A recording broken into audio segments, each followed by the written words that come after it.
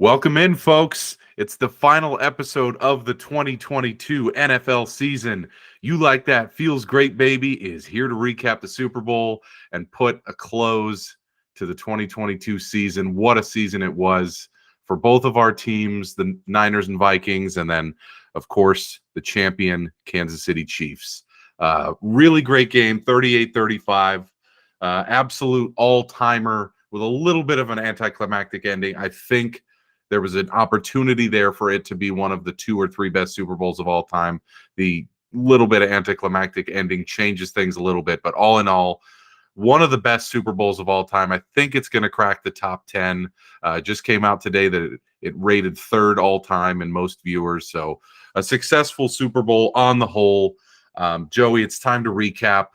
I picked the Chiefs before the playoffs. You had them get to the AFC Championship. So you actually ended up winning our little pool because you had the Bengals going to the Super Bowl. I had them losing in the first round. So you got more picks correct, but I picked the Chiefs to win it all, and I got that one. So let's just go over the Super Bowl here real quick, do a little recap, then we'll crown your final Jack in the Bum of the week of the 2022 season.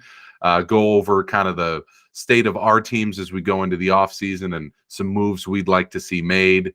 We'll recap the final You Like That pick and see how we did overall for the entire season.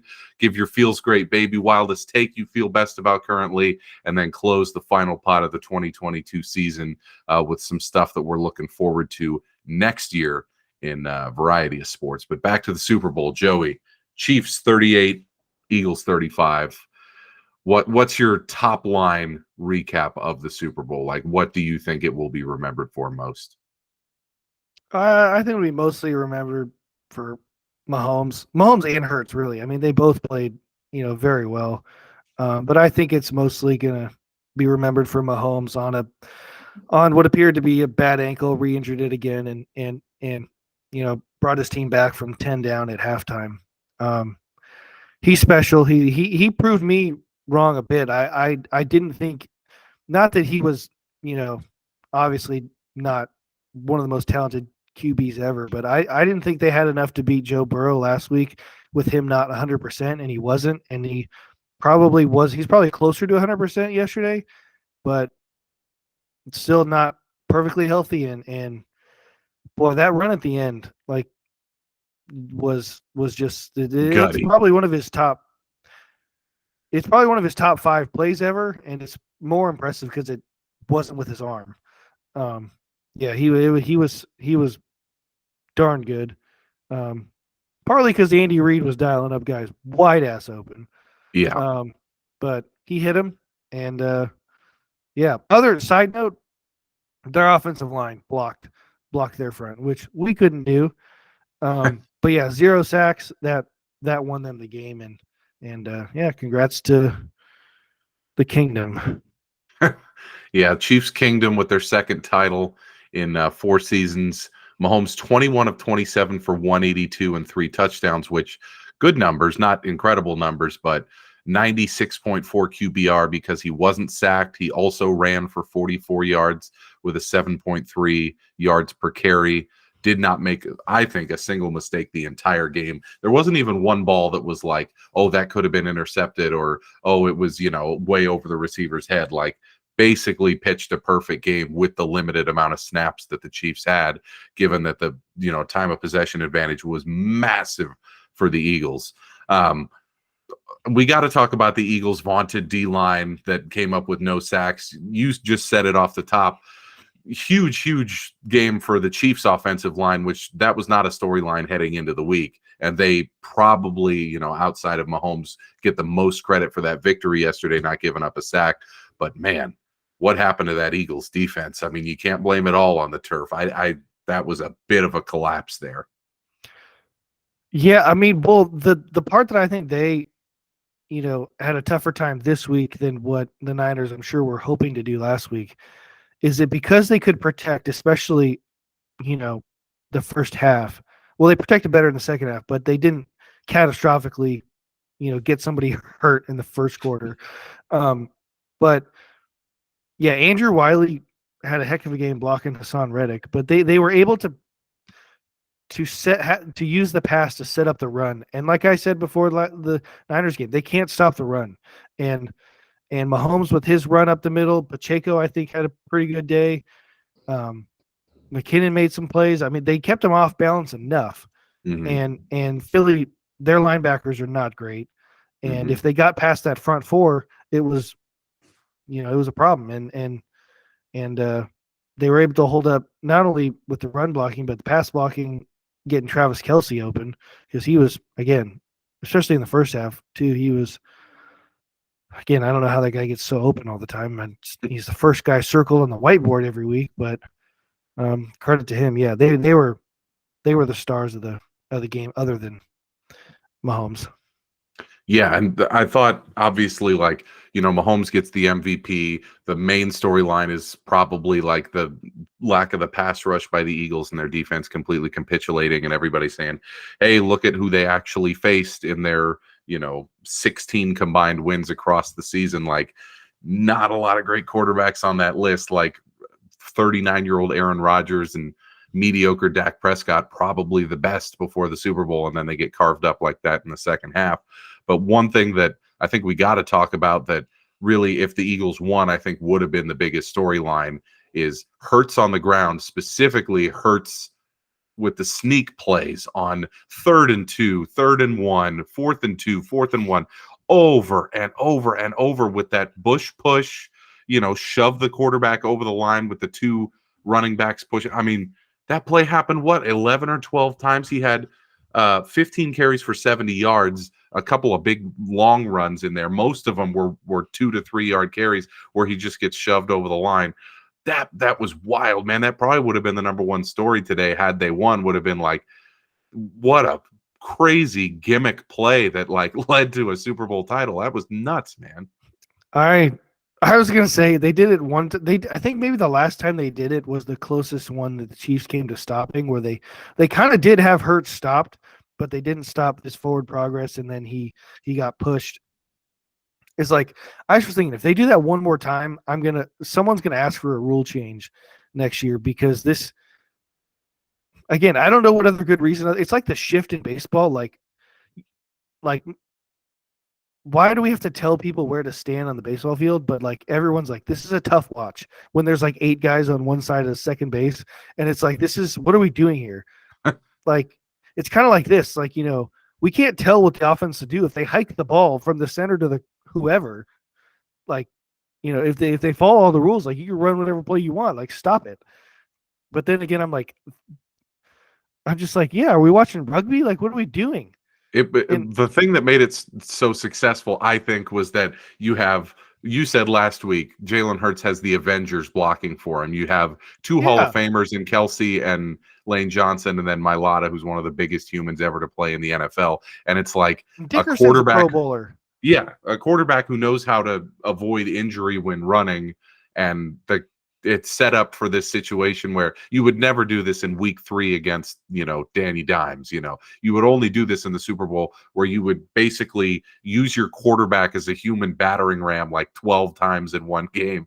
It was nuts. And you were telling me earlier before the pod, you would see the center and the 2 guards, like their helmets are almost touching the ground the second they snap the top ball. Of the grass. I mean, it was nuts. And you feel like a rule change is coming, right? I mean, that's something that I don't know what it would be. Like you can't have more than one person pushing the quarterback. Like, maybe you can have one, halfback back there push the quarterback, but this whole thing where it was like a full house formation. You can't push him on a sneak. Yeah, but then you have to define what a sneak is. I don't know. I feel like we kind of clearly know what a sneak is. It was visually unappealing. Like, you can tell when a sneak's coming before they even snap the ball, like based on the lineman's stance. Yeah. Like, maybe the defense on the field in real time maybe isn't 100% sure, but watching on TV, I'm like, all those dudes in the offensive line are in the runner's stance. They have like another tight end standing like a foot behind the quarterback. Like, do you think they're handing him the ball? Like, he's there to push him. Like, we all knew it was coming. The Chiefs knew it was coming on probably 90% of those plays, and they still couldn't stop it. And had it, really truly worked out for them and they pulled off the victory, say, was it, I can't remember, I think it was Sky Moore or Pacheco.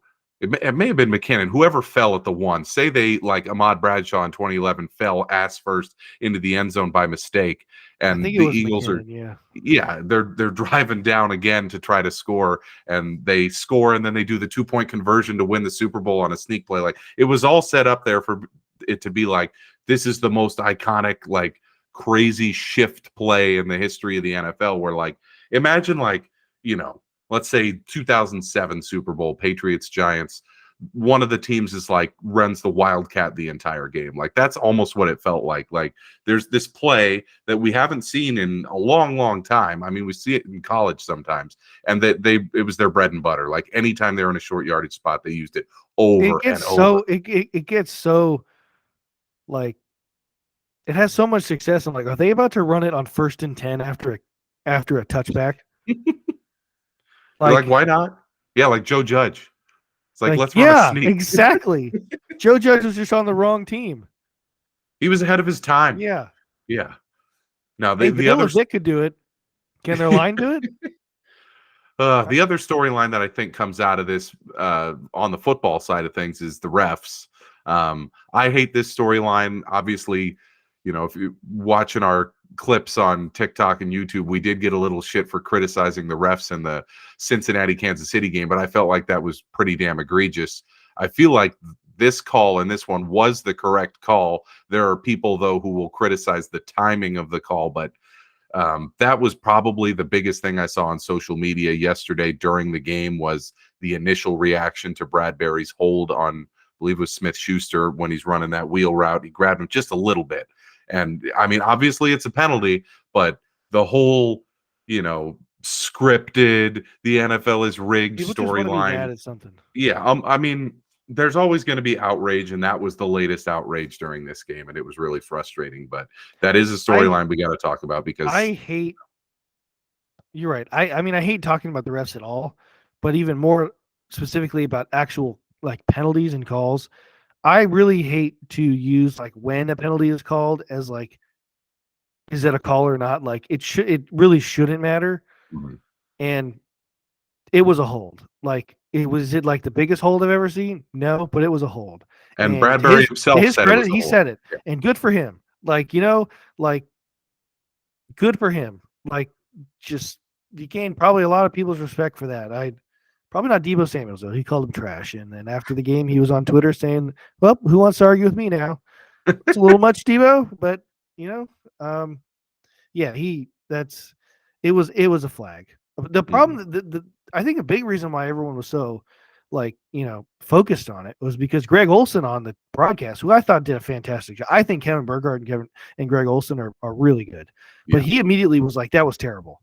And, like, when he does it, like when the broadcast in the game does it, people just want to go on their Twitter and say, this is rigged. This is the worst thing ever. Like, the Chiefs, the Roger just wants Mahomes to be the next Brady. Like, this is all scripted. Why are we even here?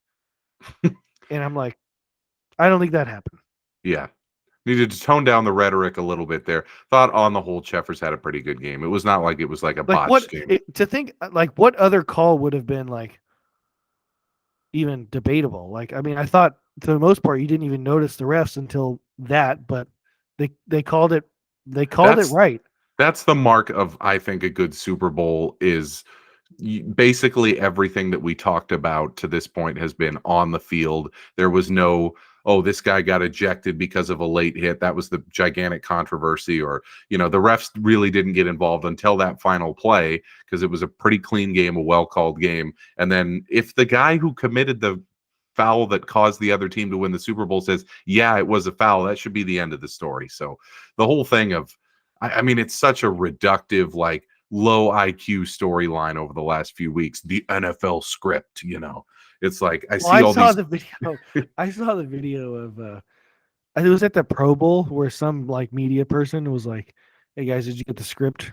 Did you see next year's script? And, like, even the players had no, like, what are you, like, oh, it's scripted, right? Didn't you get it? And like, you see all these, like, players laughing, like, okay, whatever. But did you see the one, Kayla's cousin Jake sent me this. Did you see the one where I don't know what podcast it was, but Arian Foster was asked about the script Oh yes, I did see that when on he was TikTok. like, Yeah. so what happened when you saw the script that said you're now atheist and then your career just fell off a cliff? Like, what'd you think about that? What happened when you read that part of the script? And he just was like, oh god. I'm like, yeah, like Yeah. What it's do you not think rigged. Damar Hamlin said when he got the script in September? He was like, "What? I'm not Yeah, doing that." like yeah,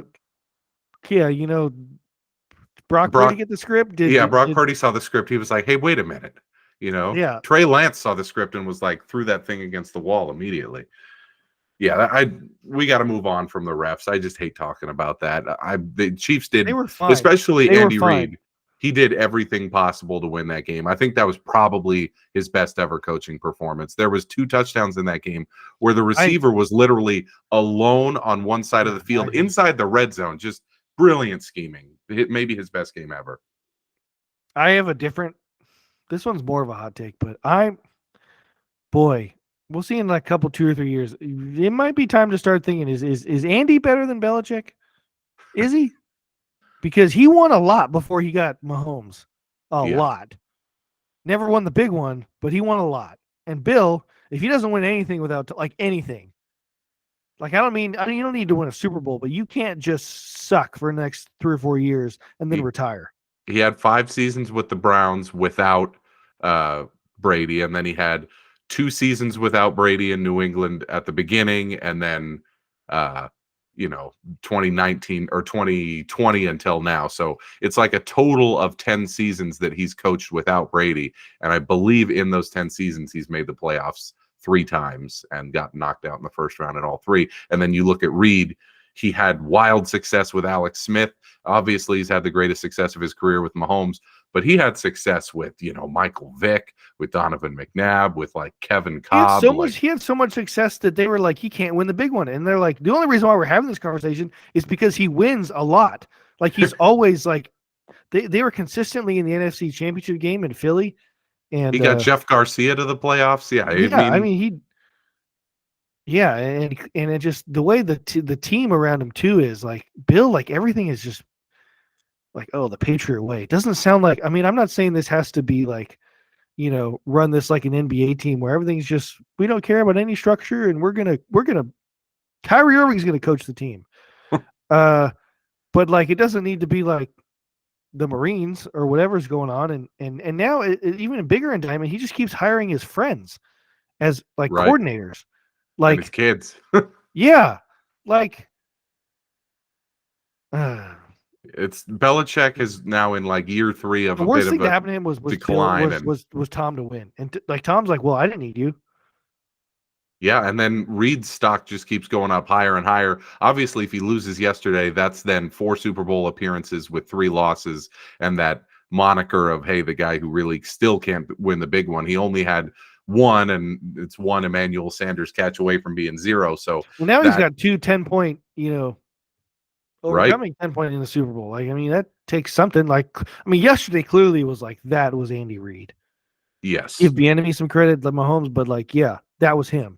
The touchdown for Kadarius Toney was like when I mean I'm a sucker for that. The snap hits the quarterback's hands, and there is one player in red alone on the entire left side of the field, and I'm like, that is just. I mean, Kyle Shanahan probably watched that 30 times last night before bed with a bottle of lotion next He's like, to him.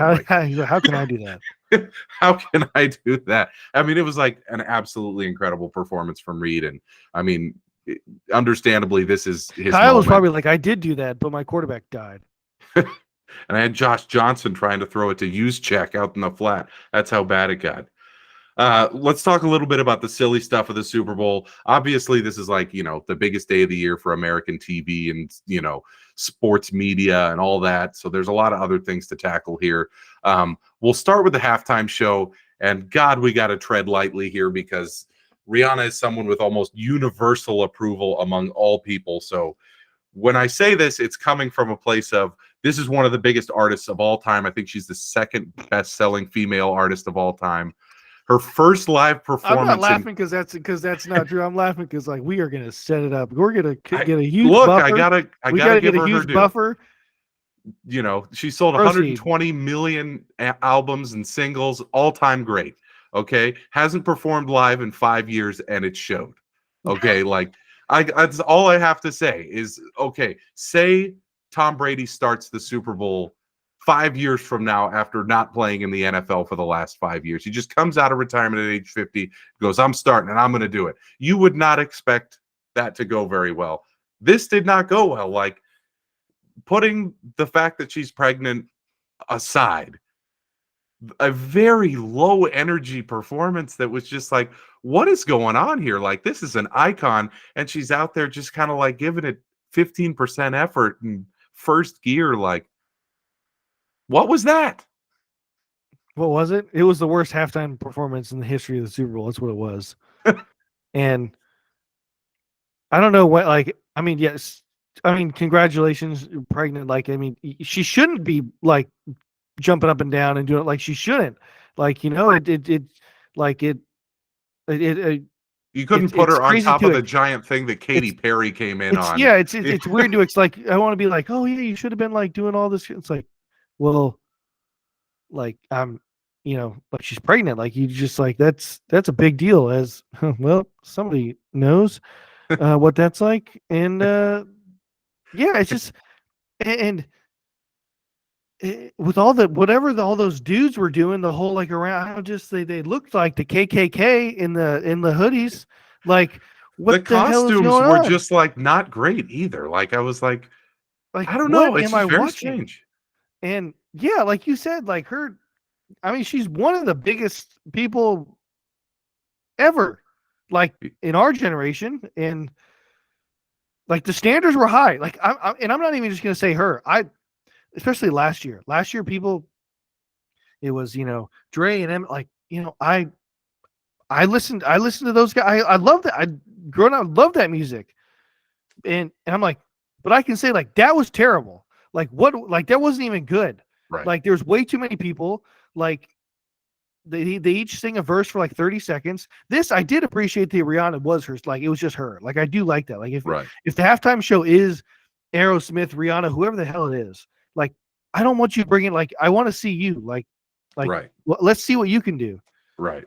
And like but all these people, you go on Twitter, like all these people, like oh they're just like they're just like oh Rihanna, like oh it was iconic. I'm like just because she made an appearance does not make the whole thing iconic. Like she showed up. Like congratulate. Like I'm looking back at the recent ones. Okay, I do not like Shakira and J-Lo. That was an awesome performance. Like it's not my kind of music. I don't listen. I'm not here listening to them. But exactly. it made sense though. Like it was in Miami. Like here we go. We're gonna get the Miami people. We're gonna J-Lo and Shakira. It was fantastic. The Weekend in 2020, he's working with 20,000 people in the stands instead of 70,000. And I forgot about that one. All these performers are wearing masks because there's a pandemic going on, and it was an awesome show. He did a great job. That was weird. I mean, I'm just saying, like this, especially among the recent ones, which you I don't even. But that's the thing. I can't even remember them. Like we act like this is such a huge deal. I'm like, can you remember like beyond 3 years? Who was before Shakira? Other than Timberlake was Jackson's bad. Kitty, can you remember any other one?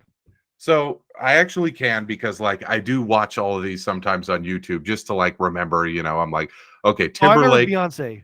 Timberlake was the one. Beyonce was the Niners in New Orleans, and she was also the one with Coldplay at Levi's because that was here. Other than those, no idea. But I mean, looking back, so here's the thing: is like I look back. I would have rather seen Nickelback yesterday. I go. It's all about like, did they take a huge risk and do something like epic? And even if the music doesn't sound great, or if it's not my kind of music, I can respect it if it's like this giant production and this giant effort made. So I'm looking back. Okay, the Timberlake one I thought was bad. Like just the dude's I don't not. Even remember. He did the one in Minnesota when it was Pat's Eagles. Oh, he so did? That one's. I was thinking. I thought you were going to talk about the one with Janet. Oh, yeah, he's done 2 Super Bowls. He was in the one with Janet Jackson, which also was not very good. But I'm like looking back, I like the Paul McCartney one. I like the U2 one. I like the Coldplay one. I liked Bruce Springsteen. I liked when it was Bruno Mars and Red Hot Chili Peppers. I thought the Beyonce one was really good. I remember that one. I thought the Madonna one was really good, which was the second Patriots Giants one. All of these are like epic performances. Katy Perry comes in on that giant freaking tiger thing. That was wild. Lady Gaga skydives into the stadium as part of the thing. There's always something cool. This one, they literally like moved her up and down on a platform twice, and I then she saw the just stood up memes, there and it while looked like other Super people Smash danced. Bros. That's what it was just. That's enough talking about the halftime show, but it was very, very disappointing. And I think people are afraid to criticize online because of how big a star she is and how big a fan base she has. But like, that's the worst one for me that I've seen since. I mean, the Timberlake one was bad, and then prior to that, But then there were again, some like ones that weren't good. But if I would have said, rough. well, what would have improved it? All this stuff. I'm like, just because Serena Williams wins a major like ball prank does not mean everyone is going to do it. Like that's an outlier. Like in case you haven't realized, Serena Williams is different. Like most people aren't doing that, and like so to ask Rihanna to do all the stuff she maybe would have liked to have done, I don't know.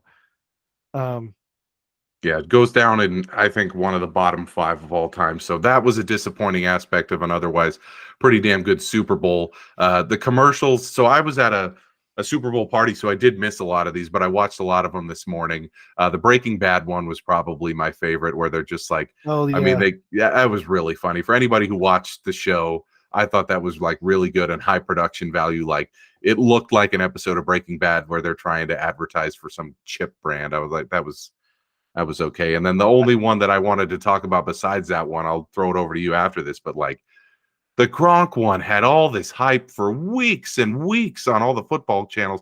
And I thought he was going to kick it through the uprights at oh the State Farm FanDuel. Stadium. Yeah, I thought it was going to be like I didn't even during know the about third that. Like quarter I didn't know break. that was even a big deal. Yeah, and it was shot somewhere else. It wasn't live. After all that, he misses the kick, but they still give everybody all the money. It's like, that was just an absolute dud. But were there any that stood out to you? Breaking Bad. I mean, I honestly I didn't think many of them were that. Like there's it costs so much money to get a spot now. Like Right. they're only going to the same like big companies. Yeah, 7 Um, million now for 30 seconds. It's insane. yeah, I'd still rather watch the progressive ones. Don't be your parents. Oh, and Like they need to make those forever. Those are the like best. the best thing is it's always relatable. Everyone, can relate to something like that. You can never be too safe with trash. I'd like the Caddyshack one was pretty good, where you have Brian Cox from Succession and Serena Williams and Canelo Alvarez and Tony Romo all in the commercial. It was pretty good. I like that one. But I for the did most find out part, today that this aired in Canada that Joe Thornton was in a Super Bowl commercial for an iPhone. wow. It Big was him moment and for him. PK Subban for iPhone 14 aired in Canada. But again, like Rihanna, people love Rihanna, but I love you, Joe, but the commercial wasn't good, wasn't funny. Like, I mean, it was great to see you, bud. What's going on? You gonna come run the Sharks? What are you doing? But like the commercial Not great. wasn't funny. Yeah, didn't I give it a D plus, Wow. C minus. Devastating. So I mentioned we watched the Super Bowl with our friends over here in West Hollywood. So we got to talk about our thoughts on Super Bowl parties. So I'm a big fan of we focus on the game. Like, yes, we have, a bunch of food and everybody's having a good conversation the whole time. But like when the game is going, especially in a game like this that's close the whole way and pretty epic fourth quarter with the comeback by the Chiefs, we got to watch the game. But side note, I did have basically only Tex-Mex stuff throughout this entire Super Bowl. Homemade margaritas, homemade queso, taquitos, tiny tacos, chips and guac. It was awesome. Shout out to Andrew and Callie for hosting. I had a great time. I'm a big queso guy now. I really wasn't before, but now I've been converted. But Super Bowl food, Super Bowl parties. My stance on this has always been the game takes full importance. What was your setup yesterday? Was it just you at home, or did you watch with other folks? Essentially, I think the most important part of any like sports like watching party, but especially Super Bowl, is like you need to find people that watch it with you that have the same priorities. Because if you don't, it ruins it for everybody. Like I hate going like I would hate going to a Super Bowl party and like getting there and everyone's like, like, oh, let's make some drinks, or like, oh, you want to go outside and like, I don't know, play cornhole, or what, do you want to go like, you know, Go shoot some hoops in let the me show you backyard. my new kitchen I remodeled. Whatever it is, like, exactly. I just like, if you invite me, like, I'm going there, and like, be prepared for me to yell at the TV, or and like, all bets are off if it's your own team. Like, I'm not going to a Super Bowl party, if the Niners are in it. Like, I'll probably lose. I'll probably lose friends, or they'll be like, "What is his problem?" I was explaining that to the group I was watching with yesterday. I was like, if this was the Vikings in this game, I would be like I'm holed not up in like a woohoo, bunker. like Yeah. tacos, margaritas. I'd be like, "Can you shut the hell up? It's starting." I would be holed up in a bunker. And if the Niners would have made it, it would have been the same for you. Like, you would have just been like, glass case of emotion. I don't care about Rihanna. I don't care about any commercials. Yeah, Like, people like the anytime halftime. Like, this is the only time I can breathe for like 4 hours. I'm going to go to the bathroom, I'm going to scroll through Twitter a little bit, I'm going to try to breathe, and then I'm going to come back for the third quarter. That. But when it's a Super Bowl that you don't really care who wins, I kind of was rooting for the Chiefs because I bet on them. But I had a It's funny blast. you said Tex-Mex. I just went to um uh yeah, Kayla's cousins, Mason, Jake, and their parents. It was just us five because Kayla worked, um and my parents were actually both here at my mom's apartment in Newark, and my dad was like, "I got to be honest, I don't really want to watch it with you. Um, like, you're too much." He's like, "I don't care enough to like." He's like, "I'll watch it, but like, I just can't take it." And I'm like, "Okay, cool." So I went Respect. over. Yeah, I was like, "Yeah, no, it is," because like the last thing I want to do is like to go watch it with people and then be like, "Why are you so into it?" I'm like, "Why are you not?"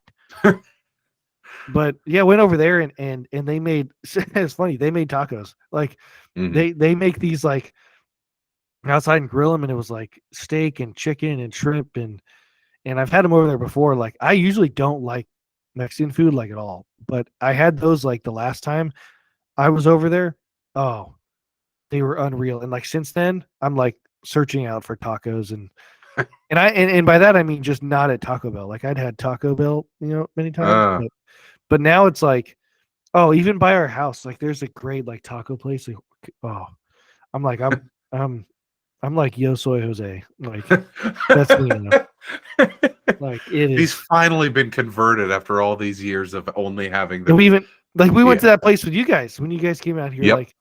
Like when at that time I wasn't converted yet. I was there. I was like, we got to go here. Like, get a burger. There's so many places here. Like, we could go. We go here, and like it was good. But I was like, I would have preferred something else. Now I go. I'm like, give me those nachos. Mhm. Give me the, you You a know, fajita guy or you taco guy now? if I go to like a restaurant, I'd rather get fajitas because it's easier to get it there. Mhm. Um, the I actually, since I've been converted, I ordered fajitas for the first time, like probably, a year ago, Mhm. or maybe even less than that, way less than that. And problem is I stuff too much stuff in a fajita and it gets like soggy and then just rips, and then it just turns into like I got to take a fork and like just, you know. But oh, it's so good, so good. The food is so key at a Super Bowl party, and the folks I was with yesterday knocked it out of the park. And sounds like same with you too. Tacos are quick, Memorable. easy, like boom, boom, boom. Make it and like sit. You could stand. You could sit. You could pace if you want to watch the game. Like, whatever. It's simple. Like, Yeah, it's clutch.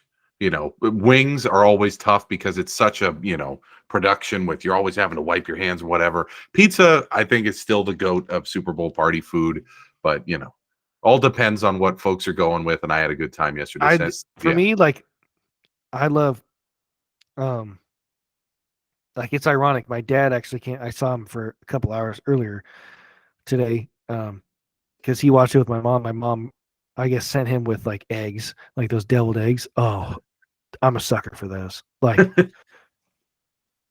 I could stuff 25 of those. Oh, yeah, those are classics too. I kind of haven't had one of those in years. Those are the best. All right, we got to pivot. We got to do it. The final Joey's Jack in the Bum of the week of the 2022 season.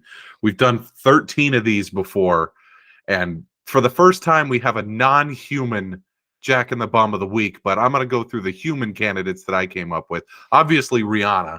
You know, we're I thought about going with her, but I saw your thing, and I'm like, you know what? I think we're gonna bring yes, that point home there. I'm not yeah. gonna bring it I up th- again. yeah, we already did our due diligence on that one. And then James Bradbury, who I put him on the list, you know, because of the play yesterday, but him coming out and being like super honest about, yes, it was a hold. Props to him. Like, he is not the Jack in the Bum of the week. I It's a didn't have bang the bang heart. I play. didn't have them. I didn't have the heart to call him a bum.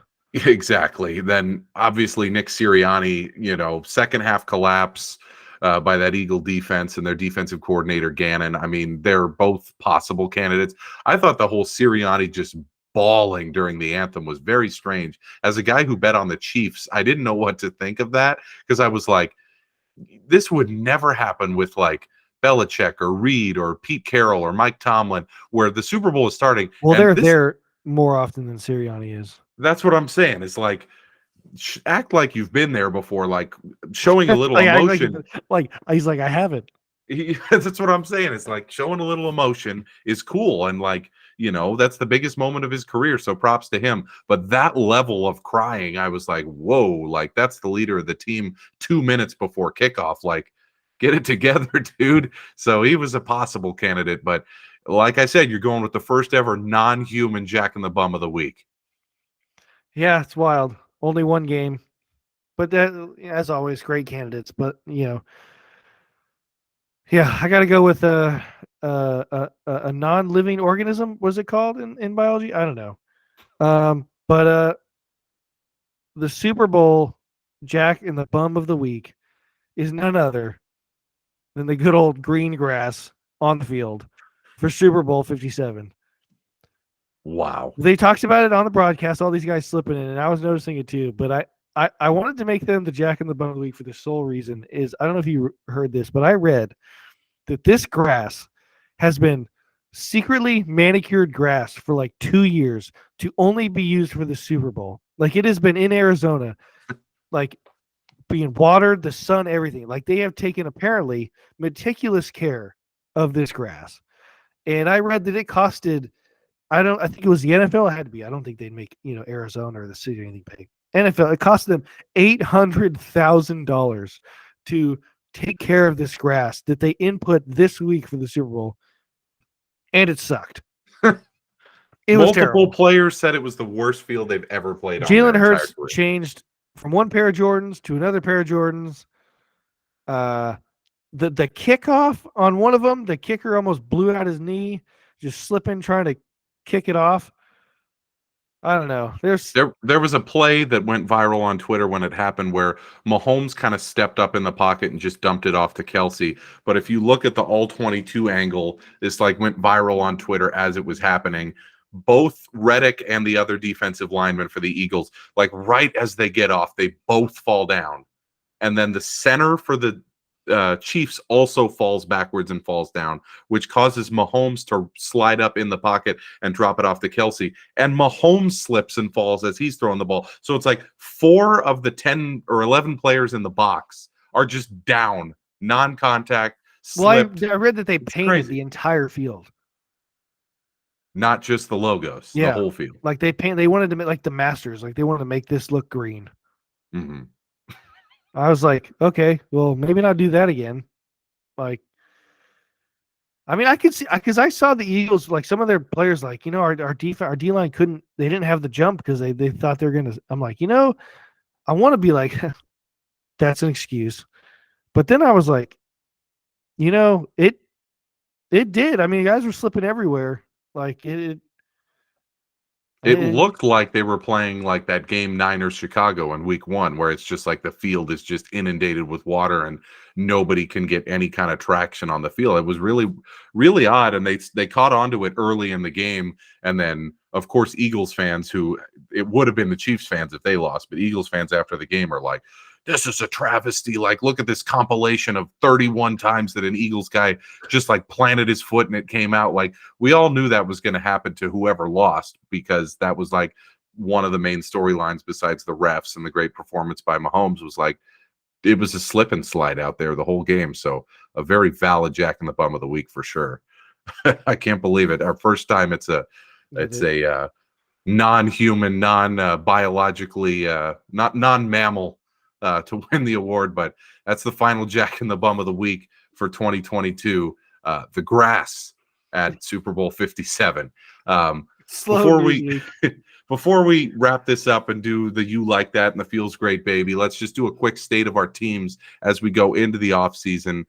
Towards the end of the pod, we'll kind of discuss what our offseason plans are, but like we got to discuss the Niners and Vikings and what we're looking for as fans as we head towards you got free agency opening. You got franchise tag deadlines coming up in the next couple weeks.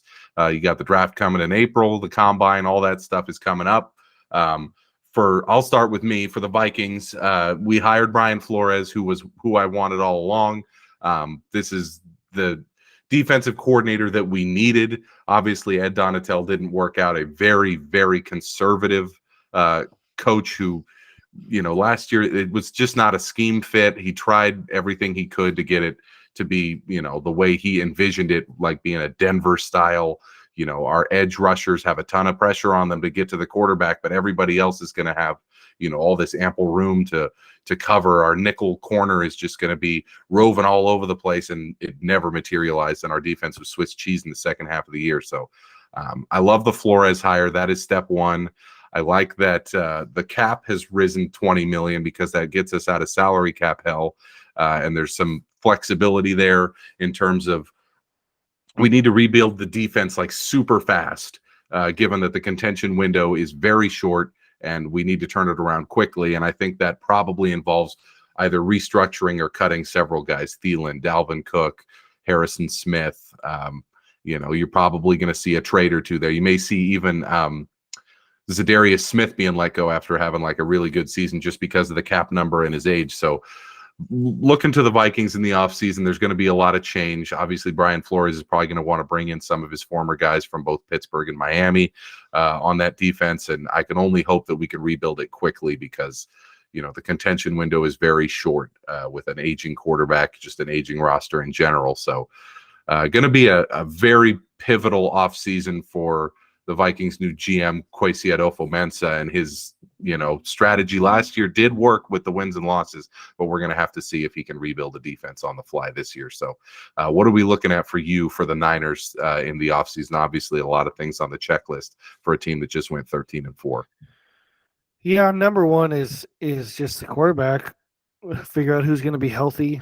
Sounds like Trey Lance will be healthy for OTAs, and he'll get his opportunity to take some reps with the ones and eventually, looks like the time Brock Purdy gets surgery, I think next Wednesday, and they're saying 6 months, which puts him like mid-August. Yeah. So and that's probably maybe best case scenario. Who knows how it might be Trey Lance, week 1, week 2, who knows? But to figure that out, I wouldn't mind a veteran, like clearly backup. I don't want like Derek Carr or anything, but a guy, somebody mentioned this. I read this and I was like, that makes a lot of sense if the number's right. But Jacoby Brissett wouldn't be bad if they can, if he doesn't somehow get a big offer from somebody, if they could, he's a free agent, sign him, or heck, bring back Nate Sudfeld, because I'm not convinced both of those guys, Lance and Purdy, are going to stay healthy. And I don't want to see Josh Johnson until we absolutely have to see him. So we might need a third guy, or they could just draft a guy. That's number one. Number two is they have free agents, and the biggest one, Mike McGlinchey. We need to figure that out because he's getting everybody hurt behind him, and he makes his money being a pretty darn good run blocker, but pass blocking is a circus. So I'd like to see them, because he's going to get, I think if they franchise him, which I don't know why they would, but it's like $15 million. I saw this guy predict his contract to be 4 years, $60 million. I'm like, that's $15 million a year. Like, what? They need to fix that. And the other thing, well, Jimmy Ward's their other like bigger free agent, but I just don't even think. I think he kind of fell out of favor with Kyle, as he said on his little Instagram live. And the Niners, what they like to do is they really do, and I think this is why they're so successful with coaches and stuff, is they really do love to promote from within, the coaching and the players. And before Tashawn Gibson got, the starting job from Jimmy Ward, because Jimmy Ward missed the first 4 games with a quad injury, Gibson took his role and never gave it back. And so they were paying Jimmy Ward all this money. Like, we got to keep you on the field somehow. So they moved him to nickel corner. But they drafted a guy, Samuel Womack, this year, and he was playing really well preseason in the first couple weeks. And then all of a sudden he gets benched. And so I think what they're going to do next year is like, fine, Jimmy, you get whatever contract you want. We're going to save money not paying you because we got a guy here. Like, he's making nothing. Tashawn Gibson is a free agent. I'd like to see him back, obviously. But the other thing is they need to get better on the defensive tackle, because Javon Kinlaw is built like Hercules and he moves like me. Because he was tossed out of the club, tossed out of the bar, wherever your place to hang out is on the weekends. He was tossed out of it repeatedly against the Eagles, and they ran right at his gap all game. And that's even when he's on the field. He's not on the field a lot too. But some extensions highly to consider. Well, when you're a team this good and you got that many great players, you probably have to find a way to sign, a couple of these guys to extensions that probably backload it so that you can, save money towards, 2023 when your contention window is still wide open. So a lot of different moves that Lynch is going to have to make going into next year. Would you like to see any big free agent moves, or do you think it's kind of one of those situations where the move might be to keep everything in-house? I mean, yeah, big, no, nothing big. I could see them. I could see them maybe signing a guy like who's a cap casualty, who is a free agent, who they may be able to get at a good number. Like you mentioned, Zadarius Smith. I'd love that. Because they need somebody outside Nick Bosa, which, by the way, extend him. But they like. The Eagles have Hassan Reddick, but then they have like Javon Hargrave, who he's also free agent. Fletcher Cox, Brandon, like they have other guys with double-digit sacks. It goes from Bosa at 18.5 to Charles Omenihu at like 4. And it was a one-man wrecking crew this year. He was so successful even his rookie year. I mean, he wasn't as successful as he was this year, but he could be so much more if they had a guy who they still haven't replaced, like D Ford, on the other end. And, Ebukam and Omenihu have been, decent depth guys. But clearly, like, the Eagles showed, like, you need another guy. And Zadarius Smith, I even saw the Chargers might have to cut Khalil Mack. He would be nice. They need an edge rusher outside Bosa too. But yeah, nothing too big. I don't need to get in the Aaron Rodgers sweepstakes. I don't need to get in the, big money free agent. I don't know who, we don't need Lamar. We don't need, we're fine. Niners priorities are going to be right side of the line, extending Bosa, probably getting another rusher on the opposite of Bosa, and then just making sure those QBs are healthy by the time week 1 rolls around. And then Vikings, like I said, it's got to be linebackers, corners, and safeties. And, if you need to drop some of that, veteran leadership on the team, especially, Thielen and Cook, who are extremely expensive to make it work, it's probably the way to go. Like, you have to lean on Jefferson. He's your best player, and hope that he can create the offense. That defense has to improve at all costs. So, as we get closer to that big free agency day on March 15th, and we get those decisions on franchise tags and the cap situations and all that, we'll get into that when we get there. But for now, those are the priorities for our teams heading into the offseason. Quick recap of the You Like That picks of the week. Totaled it all up for this year: 25, 15, and 5 in the regular season, and 5 and 4 in the playoffs. So, for a couple of schmucks just starting a podcast, we did pretty damn well. I think it was a good give and take where, say I would like 7 games this week, there would be 3 or 4 that you would be like, I disagree with that. And can't argue with the results, 10 games over 500 in the regular season and then a winning playoff record. So We did pretty damn well for our picks in this first year of our pod. So proud of that. And then here we go. The final feels great, baby. Wildest take of the 2022 season. This is a topic that you're going to bring up that has been making the rounds on FS1 and ESPN today. An argument I vehemently disagree with, but you're going to make the case for. I feel great, baby, about. I think Patrick Mahomes is already the third best quarterback ever. I think that may be part projecting, but I don't want it. Like if he retired today, I mean, I was thinking about, did he have like the greatest season ever for like a player? I mean, he won the Super Bowl MVP. He won the MVP. He led the league in passing touchdowns. He led the league in passing yards. He's got 2 Super Bowls. He's got 2 Super Bowl MVPs. Like, I'm trying to think of the other players you could put him up with. I did see this stat today. Even Peyton Manning, like, okay, he won more MVPs, but like that second Super Bowl, like that won him. Quarterbacks to win 2 Super Bowl MVPs and 2 regular season MVPs. The only ones ever: Mahomes, Montana, and Brady. That's it. So obviously that's where that was my argument. That's what I'm saying. It's like I saw this today on FS1. You were making the argument to me earlier over text. You're like, there is a case. So I say, make the case, and then I'll make the case against. Like so like I saw on ESPN, one of them was like, he's already the best ever. I'm like, okay, bud. That, like, could he get there? I think he could. I mean, absolutely. I think if he gets 5 or 6 titles, like, I think people are going to say, like, you compare him to Brady. Like, obviously, Mahomes is more, talented. I mean, he's got with the arm, the legs, everything. He's more, but he's 5 Super Bowls behind Tom Brady. 5, not like 1 or 2, 5. And Tom also appeared in 3 other, like, he went to 10, and including one he lost, he threw for a Super Bowl record, like 508 yards.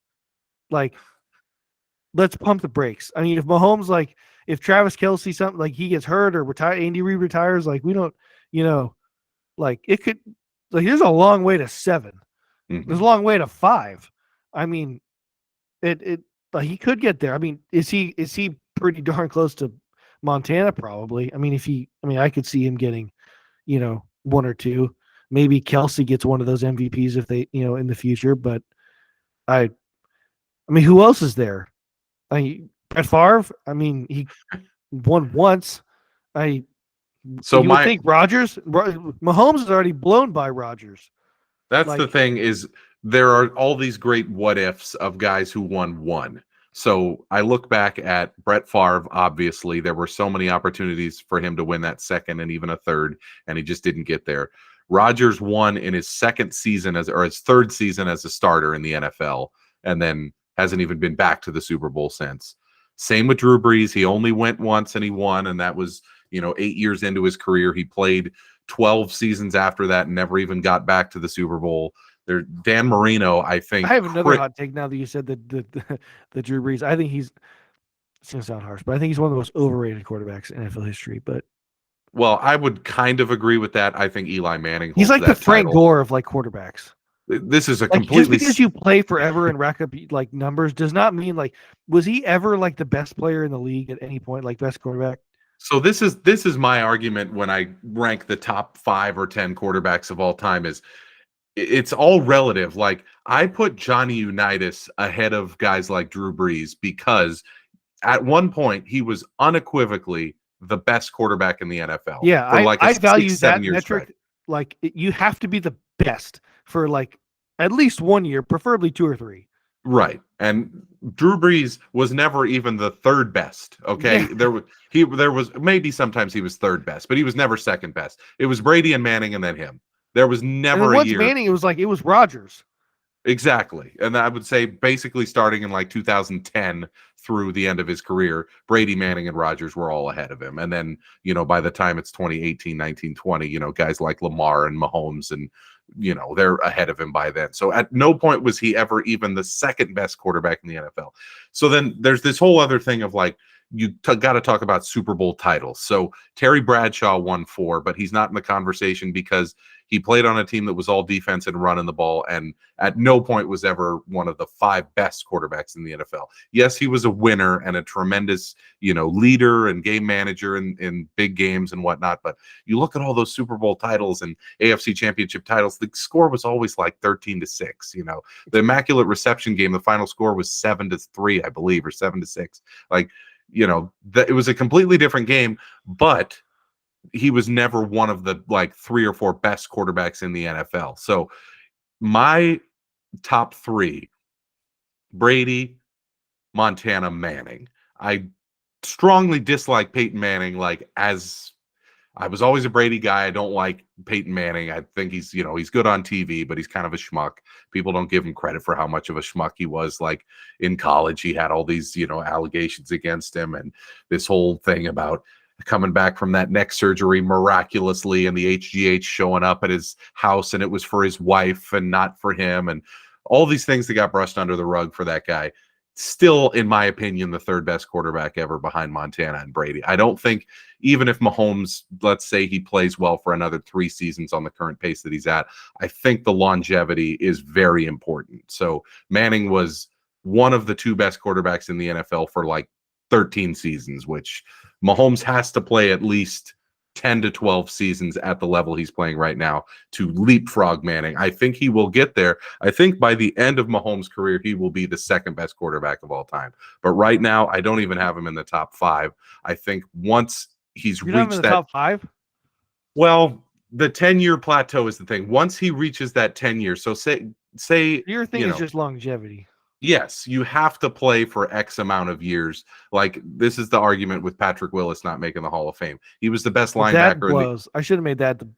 I'm like, he's better than all these other guys. That's what I'm saying. Is if a guy only plays 7 seasons and 6 of them he was the best linebacker in the NFL, he probably should make the Hall of Fame.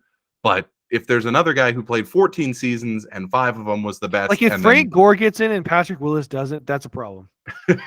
And this is the thing. That's why Frank you Gore have to play ran several for 2.5 yards for 498 years, and it's going to get him in the Hall of Fame. But Patrick Willis played 7 years, absolutely dominated, and he's not going to get in. I mean, availability and being there matters, and Mahomes just needs to play at the level he's playing at right now. What is he? He's probably already been. I mean, at worst, the 2nd best quarterback in the league. For 5 straight years. Yeah. All 5 years that he's been a starter. He's number 1 in all 5. Right. He's won the MVP twice. You can't tell me Lamar Jackson in that year he was better than Patrick Mahomes. You can't. I don't care that he won MVP. Well, yeah. I mean, Mahomes won the Super Bowl that year. So it's the Mahomes, even the season where he didn't win the MVP and wasn't in the MVP conversation, that was the year he won the Super Bowl. So it's wild. I agree that his ceiling is to flirt with being. I thought there'd be more guys with Super Bowls and MVPs, but really it's just Brady. That's what I'm saying. Is I don't think he'll ever even Manning. Come I think close. had 4 MVPs. I think Manning had 5, but he went to 3 Super Bowls, won 1, and was just a corpse in the final game. So and Rodgers has 4. But Rodgers has 4 MVPs, but only 1 Super Bowl appearance. And he has a couple, black eyes at some of these playoff losses, right. At home to the Giants in 2011. Then they went 15-1. Even Tampa at home, they lost as a 1. I mean, I know it was to Brady, but still. And absolutely again, smacked by the Niners in 2019. Yeah. But I don't even put that on him. I mean, Raheem Mostert is still running. But the one that was the 2 years when he lost to Jimmy at Lambeau. Come on. You said this whole time, let's get one in Green Bay. Well, you did, bud. You did. So that's what makes it so difficult is there is a large drop-off after 3. I agree. Mahomes, I think, will get to probably number 4 all-time at some point in the next 2-3 years, and then his ceiling to me is number 2 all-time because, like you said, he's 5 Super Bowls behind Brady. No one has won 5 Super Bowls other than Brady. Okay, Joe Montana was for decades the greatest quarterback of all time. He only went to 4 Super Bowls. Brady went to 10. Mahomes has been to 3. Like, he's 27. It's not like he's, 24 years old. Like, most quarterbacks will play at an elite level until they're 34, 35, and then slowly ride off into the sunset as they hit 40. Brady played for 23 years, went to the Super Bowl 10 times and won 7 and won 5 Super Bowl MVPs. It's never going to be equaled. I agree Mahomes' ceiling is second for sure, but to have him third now, I don't know. It's crazy. I thought there'd be more. He's got 2 MVPs, 2 Super Bowls, and 2 Super Bowl MVPs. And it's just those 3 guys. I thought there'd be more of that. I really did. But then you think about it, it's like the only guys who won multiple Super Bowls don't have the MVPs, or like Eli Manning, like you said, like, really, we're not putting you up. That's one that I wanted, a completely separate topic, but like when we're ranking top quarterbacks, anyone who puts Eli Manning in the top 25 is a fraud. Like, he was never even one of the 10 best quarterbacks in the NFL. He wasn't even better than Jay Cutler. That's what I'm saying, is like, he had 2 good playoff runs, and the rest of his career was Brett Favre at his worst was Eli Manning at his best.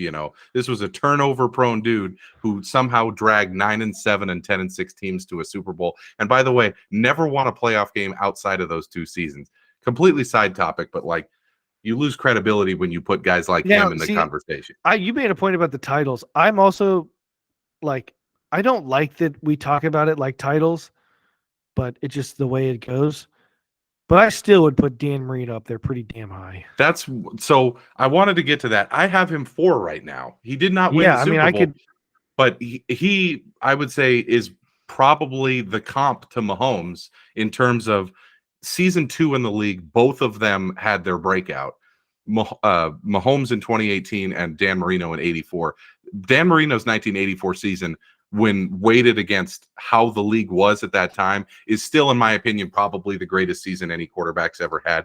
To throw for 5,000 yards and win the MVP as a 23-year-old in 1984, when teams could decapitate you on every play and not get a penalty, I mean, absolutely incredible. He never got the Super Bowl, but he held every passing record when he retired. He was, the opposite of Montana, where he didn't get to the big game and have his Joe Cool moments, but regular season wise, there wasn't anybody better until after he retired. So I have him at 4, and then I have some kind of mix of Mahomes, Elway, and possibly Brett Favre there at 5, but it's tough to tell. But it's always a great debate, and we'll be having the debate. I don't know why I forget about John Elway, kind of. Elway went to 5, which people forget. He won the 2 at the end, but he went to 5 Super Bowls. Great runner and passer. Probably the biggest prospect in the history of football. It was either him or Andrew Luck coming out of college, where it's like, this guy is the most can't miss prospect of a generation. Both went to Stanford, and Stanford just can't get people to. And they suck. So there it is, your final feels great baby of the 2022 season. Joey says Patrick Mahomes is already the 3rd best quarterback ever. A lot of debate on that today, and then in the coming weeks on all the sports media circuits.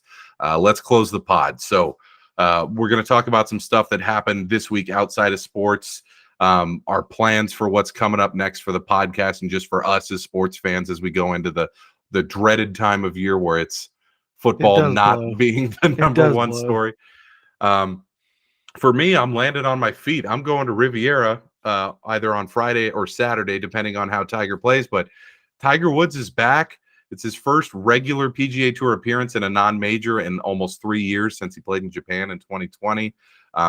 Pretty freaking wild that he waited until 3 days before the tournament was set to start its practice rounds to announce, but he is going to be there. Bought my tickets. My wife and I are going.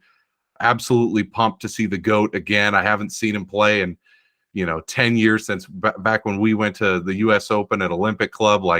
This is going to be sick, man. I get to see Tiger play. It's a great way to keep the sports thing alive. So you bought tickets Friday and Saturday? I bought the ticket. The way they do the tickets is it's good any one day. Oh, so that's what I was going to ask. I was like, you said Friday or Saturday. I'm like, I was like, you just get to go whenever you want. Yeah, they do sell individual day tickets, but they also have this thing where you can just buy like, I bought two Can tickets. you go Sunday? Yes, you can go any day. And they make it so that, it's kind of spread out like that. It's not crowded there because it's such a it's not like Augusta in, the level of history and whatever, but it is one of the most exclusive clubs in the world. Like, costs 250 grand to be a member there, and you have to know, a million people to be able to get in there. So they really do limit the attendance. But I got inexpensive tickets. We're going to go Friday if he's clearly going to miss the cut so I can watch him play, or Saturday if he does look like he's going to make the cut. So it is going to be great to see probably my favorite athlete of all time do his thing at least one more time. So I'm landing on my feet sports wise, getting to check that out. For you, it's going to be a tougher slog because, I mean, the Sharks, not much to watch there. And then Trade deadline's coming up. Woo! No, I mean, yeah, it's a rough spot. I was texting my dad about it. I give them credit; they haven't quit. They actually had a pretty decent road trip. I mean, but yeah, they're gonna start selling the parts, and yeah, I think Meyer's definitely gonna be gone. Carlson, I still don't know if anyone can fit that money in the cap.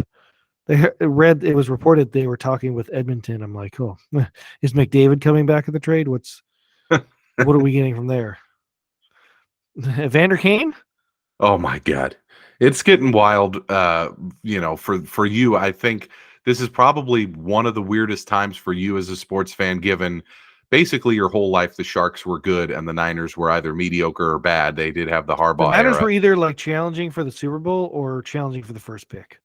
There Right. was And no in between. now you're in a situation where the only one of your teams that has any hope is the Niners. And it's like when their season ends, oh man, it's a rough 7 months waiting for that first week But game like in you are early probably with September. the A's, like I don't love the games, but I enjoy like I'm still on like, capfriendly.com all the time. Like, can we fit this guy in the cap in 2026? His money comes out I still enjoy doing that, but it's like, all right, here's the game, and it's like, oh, we're a long way from the playoffs. But You don't even want to know how, and since the Vikings got eliminated, how often I look at the A's roster resource page where it shows, each guy's option status and service time and what he counts against the luxury tax and like what the A's salary is, and looking at the depth chart, and we just picked up this guy. How does he rank in our prospect I saw they rankings? Like, traded AJ Puck. yeah, and the guy they picked up from the Marlins is supposedly, he's a number 4 overall pick in the draft, and he could start the I saw it. I season was on like, the team. I'm like, why did Miami want AJ Puck? yeah, I mean, nobody's gonna care about this on the pod because nobody listens to baseball. Maybe they do. Maybe we found a niche. Yeah, maybe they do, but like, yeah, I mean, going into the A's season, I look at all this stuff. I read their blog every day, the Athletics Nation blog, and I just try to get all the information I can because when the season starts, I have already formulated, I want to see these 8 guys on the opening day roster. By the end of the season, I want to see these 7 prospects called up and playing, meaningful games. And I formulate my opinions through spring training and watch and be like, oh, that guy clearly can't hit, or that guy can't throw strikes. Like, you develop that, and that's like, because that's basically all you have until football season comes again. So I've been formulating my opinions on that. I did make some bets on MLB season win totals when those just came out. So What's starting the all A's my win total? 59.5, Oh baby. boy. And I bet the over. I made some of those bets, and I'm gonna write another baseball preview like I do every year. So got to do my research on that. Um, but yeah, it's gonna be for both of us, unless Tiger goes on a magical run at a major, or one of my soccer team, Tottenham, somehow makes it to the Champions League final. It's gonna be a very dark next 5 to 6 months until football comes back. So bit of a rough spot for us, but we're going to push through it as we always do We as just loyal mock sports fans. drafts all the time. I Yeah. really like I just I always liked the draft, but lately, like with the Sharks being crap, like, and usually this time's like I do actually enjoy like the draft stuff, the draft process. Like I it It's actually kind of cool. Like, oh, we're gonna get this guy in the third round. We're gonna get this guy, and then it's like, You're like, yeah, please just let the game start. Like, you can only just read like so many Hall Kiper and of Fame McShay. game. Woo! Like, let's watch guys battling for the 53rd spot on the roster for 3 hours. Like, oh, just get us to the games. Remember last year, Josh Jacobs was in that game like in the fourth quarter, and we're like, this guy is gonna get cut, and then he just became like the best running back in the league. He won the rushing title after being like a fourth quarter running back in the Hall of Fame game. And that, folks, is why we always watch. All right, so we're going to talk about something outside of sports here. This is a seminal moment in the history of the podcast. So a huge announcement came down on Kayla Moore's Instagram a couple weeks ago. Joey is going to be a dad. Clap it up, folks. Can you believe this? Congratulations, sir. I cannot weird to believe it. hear. It's still weird to hear. The first of like my really good friends that's going to be a dad. I cannot believe it, man. You've told me you've been holding this in for months. So like, what is going through your head when she puts that on Instagram and everybody starts texting you? Well, that wasn't too bad because trust me, she like, went over that over and over about like, does this look good? Is this like, I knew it was kind of like, I knew like when, and because we had to coordinate it with all these people. Like we told our parents and like, we're like, do not tell anybody. Like, and then parents are like, so like, what is it? Can we tell people now? Like, so we're like, so we had to like coordinate the whole thing. So we did. And yeah, it was, basically this is my Instagram post since I, still haven't been back on social media, which I kind of enjoyed. Great being move. a little off the grid. I didn't have anything to post, and the cool thing about that is Kayla never has to worry about like, you gonna post anything about me? Like tomorrow's Valentine's Day, like you gonna post anything? I'm like, nope, don't have it. Not me. I'm just gonna do the old fashioned way. You're gonna get a card, and we'll go to dinner or something. I don't know. Anyways, yeah, it's crazy. Like we've been dating. It'll be 10 years in a couple of weeks. Me and Caleb been dating, and it's like you go from like how you think like your parents and family and friends like, oh, they're like when you first start dating when you're 19, 20 years old, you're like, oh, please don't have a kid. Oh, please don't. And then it becomes like, you really shouldn't, but like if it happened, I think we could like as a family, like, we'd be able to provide. And then it becomes you get older, you get married, and then you become like 30, and it's like, so when are they coming? We're bored. Yeah, And it's now look. surreal. It's personally for me when we found out, it was like seeing it, like the thing saying pregnant, like, whoa. Like, whoa. like it's what it is. It's like, whoa. And then like Kayla's, we both want to have kids, but she definitely was like more pushing it than me. I guess it's just she wanted it. She was more sure of it, like at the time. And then the weird thing is like when it says it, when it happens, it's like the same thing we've always been like with the apartment. She's like, we got to move out. We got to move out. Like, I want this apartment. I got this apartment or whatever. And I'm like, this is a big decision. We better be sure. And then like we move in and I'm like, oh, this is really smart. Good decision. She's like, I'm so homesick. I hate it here. Like, this was so bad.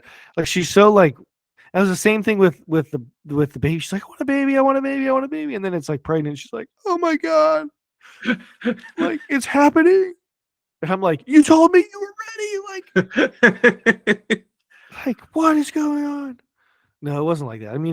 It was a good moment because, she wants to have kids. And like one of her, we both have anxiety about everything, but one of her biggest things was like, not being able to have kids. And she's just she'd always have these like, oh, it's never going to happen. Like, not that we were trying, like really weren't. And then, she's like, oh yeah, like we're never gonna be able to have kids. We're gonna have to like adopt, or we're gonna have cats. And like I love cats, but like I want kids. And I'm like, and then the big moment happens, and you tell the whole it's so family. funny how we remember like dates. I'm like, the only way I remember that date is that it was the day the Niners played in Mexico. That's how I remember when it happened. Oh my god. Jamie gives me shit for that too, where it's like I literally remember certain days, certain, Like I I'll remember look the at it. days, like all you hear all these women like, oh, my husband or whatever never remember dates. I'm like, I remember them just because I remember them because a sport thing happens on that day. And it's like, why do you care? Like I remember. Yeah, I never forget certain specific dates. I'm like, oh yeah, I remember that. Yeah, I was checking on the master score on my phone while we were there. I do remember that. So that must have been Yeah, April. and we Yeah. found out it was going to be a boy the day after the Niners lost. So But yes, all that being said, congratulations, my friend. He's going to have a baby thank you. boy in August. Huge moment.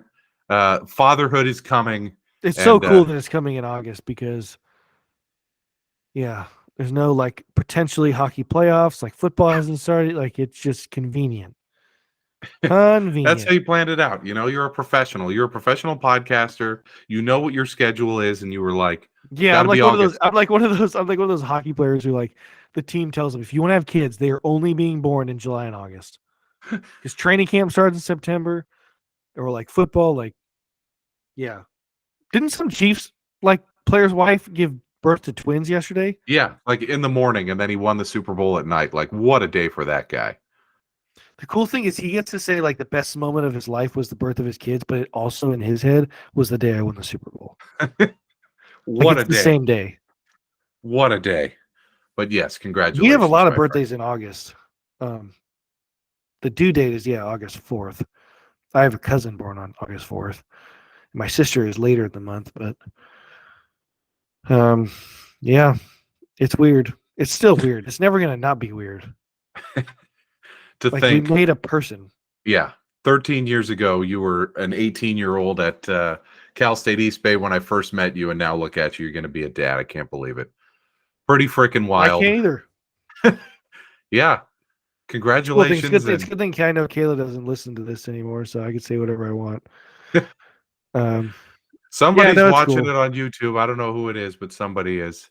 And we get a few streams elsewhere, but it's always fun to see those. But yeah, again, I don't congratulations. think And my parents watch, but I know my parents listen, but I know, and her parents watch. Her parents watch the YouTube, I think, all the time. mm, oh yeah, we're huge. Massive podcast. But yes, congratulations again, and big moment on the pod to announce that. So there it is, the big news there.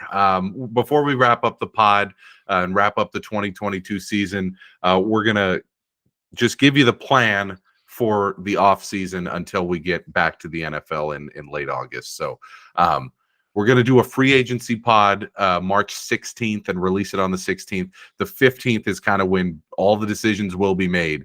Like, where's Aaron Rodgers going? Where is Lamar Jackson going? Are the Niners going to make any significant moves in free agency?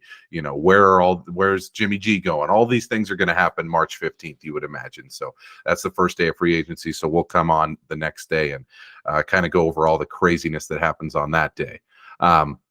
We'll be back April 26th, the day before the draft starts in April, to do our draft preview, what we want the Niners and Vikings to do, what we see going on at the top of the first round of the draft. So that'll be fun. And then once we get to the middle of August, we're going to do previews of each division leading up to the season and leading up to our week one podcast. So we hope you stay along with us for the ride. And then, throughout the off season, I might throw in some other guests and whatnot to talk baseball, soccer, golf as things come up, because we have a blast doing this. We want to keep doing it, and there will be pods coming before the start of next season. So stay tuned. And it's amazing doing a podcast with you, man, for 15 episodes here, covering this wild season where both of our teams went freaking 13-4 when we thought they were both going to have losing records, given all the crazy shit that happened.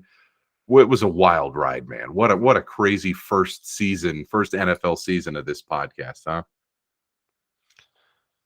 Yeah, it's where it's our big break. It's 15 episodes, little podcast album. But next year, Niners go to Minnesota, so we get to do one uh Road while trip, playing each other. possibly. Get a cheap flight up to Minneapolis for that one. Vikings, I believe, lost to the Niners in 2020, but did beat them in 2018. So it's a split 1-1 the last two Yeah. times they've played. So this will be Well, a no, good we one. won last. We won. It was last year. Yeah, 21. I Oh, remember. that's right. So And you have then won I 2 in a remember row well, did we play in 20? in the playoffs. Yeah.